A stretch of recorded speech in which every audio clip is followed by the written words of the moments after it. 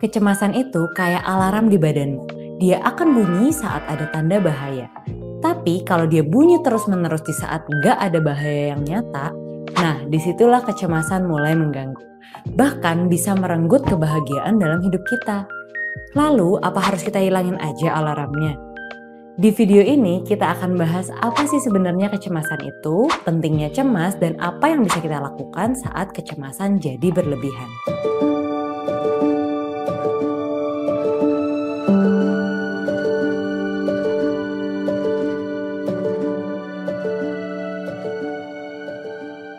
Sebelum itu aku mau cerita kisah orang yang namanya Jordi Cernik.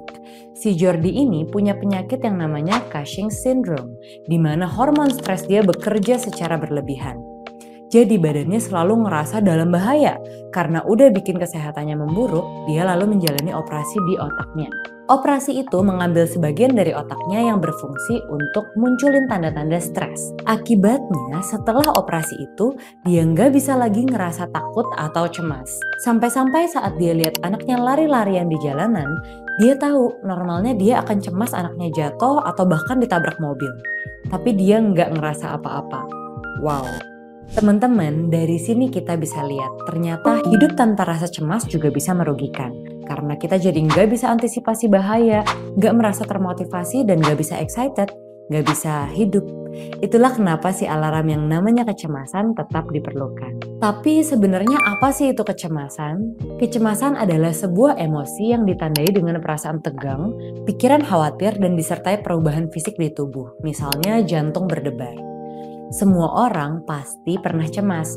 Saat di bangku sekolah kita mau ujian, mau presentasi di kuliah, mau wawancara kerja, atau pas mau nembak orang yang kamu suka. Situasi tersebut pasti bikin orang pada umumnya merasakan kecemasan. Wajar ya, emang situasinya menegangkan. Biasanya setelah situasinya berlalu, cemasnya juga hilang.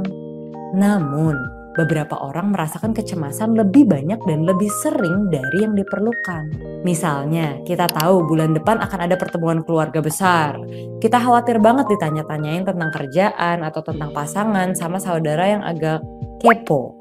Terus kita kepikiran terus nih akan hal-hal itu, kebayang-bayang muka dia, perilakunya yang menyebalkan. Dan setiap harinya kita ngerasa asam lambung naik padahal makan teratur, migrain parah tiba-tiba, dan selalu marah bawaannya. Nggak apa-apa ya kalau kamu masih di situasi cemas yang kayak gini. Kita bisa proses sama-sama. Penyebab cemas berlebihan itu ada banyak. Di antaranya, mereka yang punya karakter kepribadian tertentu, trauma, stres berkepanjangan, atau mungkin sedang menghadapi penyakit. Jadi, meski sebenarnya situasi bahaya sangat kecil kemungkinannya terjadi, atau malah nggak mungkin terjadi, dia tetap merasakan khawatir yang intens, terus-menerus. Hidup dengan cemas yang berlebih pasti rasanya menyakitkan ya. Kita selalu tegang, waspada, ketakutan setiap saat. Dan kalau perasaan ini kita rasakan di zaman purbakala, wajar.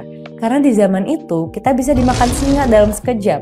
Tapi kalau di zaman sekarang, kondisi ini justru bisa melumpuhkan kita untuk melakukan aktivitas lain yang lebih penting. Seperti nikmatin saat ini, berpikir jangka panjang, dan ambil aksi untuk membangun hidup yang lebih baik untuk diri kita sendiri. Saat cemas berlebih itu datang, kita harus apa dong ya? Pertama, kita mulai dengan sadar dulu bahwa kita lagi cemas.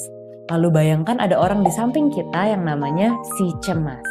Iya, nggak apa-apa kasih dia nama. Lalu setelah itu ajak dia ngobrol. Kalian bisa cari bareng-bareng apakah benar kecemasannya itu ada buktinya. Jangan-jangan semua skenario buruk yang bikin cemas itu belum terjadi. Tapi masih cemas nih. Iya, memang dia nggak akan pergi gitu aja. Tapi kita bisa duduk dan berdamai sama kondisi di mana dia mungkin akan mondar-mandir, ntar dia berdiri, duduk, atau tiba-tiba dia nangis saking khawatirnya. Nggak apa-apa, karena namanya juga si cemas. Tapi ingat, dia hanya salah satu perasaan kita dan dia bukan kita. Kita masih hidup di masa kini.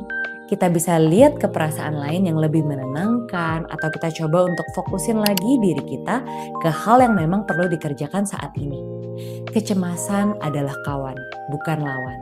Kadang dia bisa berlebihan, tapi sebenarnya untuk kebaikan. Yuk, mulai rangkul kecemasanmu sebagai bagian dari dirimu, supaya kita bisa nikmatin hidup yang benar-benar hidup.